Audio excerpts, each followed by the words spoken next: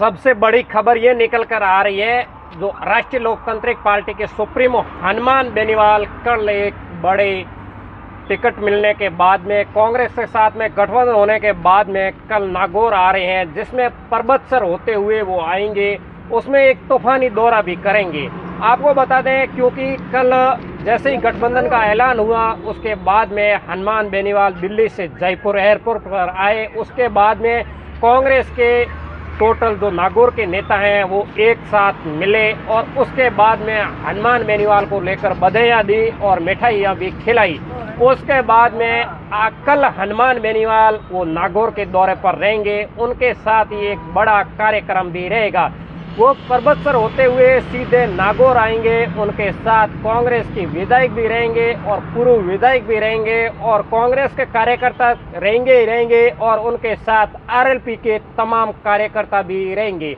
उनके साथ ही हनुमान बेनीवाल वो लगातार प्रयास कर रहे हैं किसी भी हालत में नागौर की लोकसभा सीट कैसे जीती जाए, और कांग्रेस भी लगातार ये प्रयास कर रही है कि हनुमान बेनीवाल से गठबंधन करके हनुमान बेनीवाल कितनी सीटों पर कांग्रेस के लिए फायदेमंद होते हैं ये आने वाला वक्त ही बताएगा।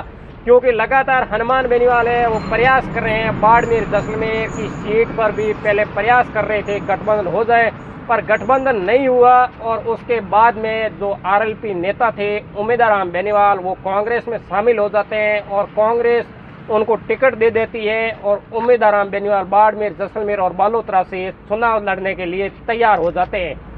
और बात करें नागौर लोकसभा सीट की, तो वहां पर हनुमान बेनीवाल और कांग्रेस का साथ में गठबंधन हो जाता है और हनुमान बेनीवाल खुद नागौर लोकसभा सीट से मैदान में उतरते हैं।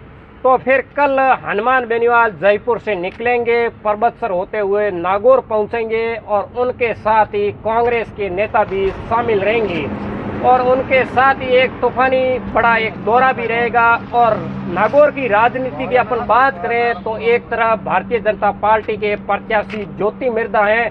यहाँ पर अभी मुकाबला इस तरह होगा कि हनुमान बेनीवाल और ज्योति मिर्धा के बीच में होगा और ये मुकाबला कई मुद्दों के हिसाब से नहीं होगा, ये मुद्दा दोनों परिवार के बीच में होगा। क्योंकि 2019 का जब लोकसभा का चुनाव हुआ था तब हनुमान बेनीवाल एनडीए के साथ में थे और ज्योति मिर्धा वो कांग्रेस में थी।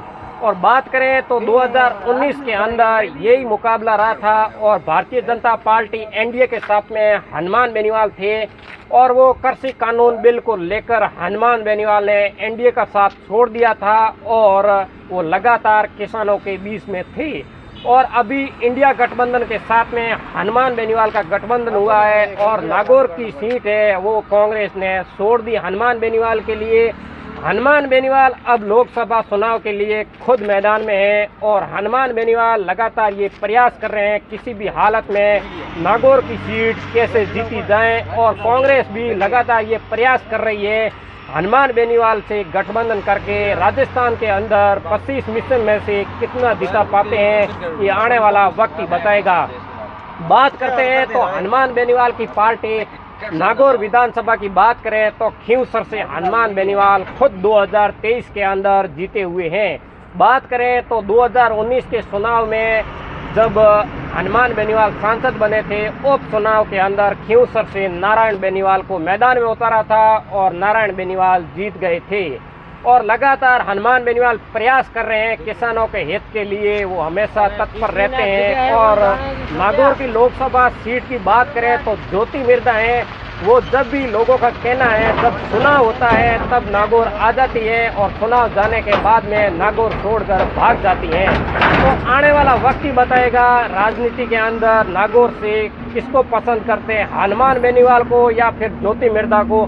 क्योंकि ज्योति मिर्धा लगातार ये कह रही है 3 बार तो पहला मायरा भर दिया है, इस बार चौथी बार मायरा न भर दें, क्योंकि मुकाबला हनुमान बेनीवाल और ज्योति मिर्धा के बीच में है और इस बार बड़ा मामला रोचक ही होने वाला है। क्योंकि उनके साथ में बात करें तो हनुमान बेनीवाल उनके सामने चुनाव लड़ रहे हैं और हनुमान बेनीवाल जब भी मैदान में उतरते हैं तो फिर नागौर की राजनीति भी करवट किस तरफ लेती है वो आने वाला वक्त ही बताएगा। क्योंकि नागौर की राजनीति मानी जाए तो नागौर लोकसभा और विधानसभा की सीट है नागौर की सीट पर जब भी कांग्रेस जीतती है तो वहां से सांसद कांग्रेस का ही बनता आ रहा है। और बात करें तो इस बार यही रहा है, क्योंकि नागौर से हरेंद्र मिर्दा जीते हुए हैं और हरेंद्र मिर्दा को अंदर खाने हनुमान बेनीवाल का समर्थन भी मिला था और यहाँ से हरेंद्र मिर्दा जीत गए हैं। और बात करें तो हनुमान बेनीवाल लगातार ये प्रयास कर रहे हैं, नागौर की लोकसभा की सीट है कैसे जीती जाए। तो कल देखने वाली बात ये मिलेगी कि हनुमान बेनीवाल का कल का तूफानी दौरा कैसे देखते हैं और ज्योति मिर्दा के कितना पसीना छूटता है, क्योंकि कल की राजनीति के अंदर हनुमान बेनीवाल जब 25 दिन से दिल्ली के अंदर डेरा डाले हुए थे और उसके बाद में हनुमान बेनीवाल का गठबंधन होता है, उसके बाद में कल वो जयपुर पहुंचते हैं और एयरपोर्ट पर उनका स्वागत होता है। स्वागत होने के बाद में वो कांग्रेस के जो नागौर के नेता हैं उनसे मिलते हैं और मिलने के बाद में वो लगातार प्रयास कर रहे हैं और कल वो आते हैं नागौर के अंदर। तो कितना ही बड़ा रोचक उनका तूफानी दौरा होता है वो देखने वाली बात होगी, क्योंकि नागौर की लोकसभा की सीट है इस बार बड़ा ही रोचक होने वाला है।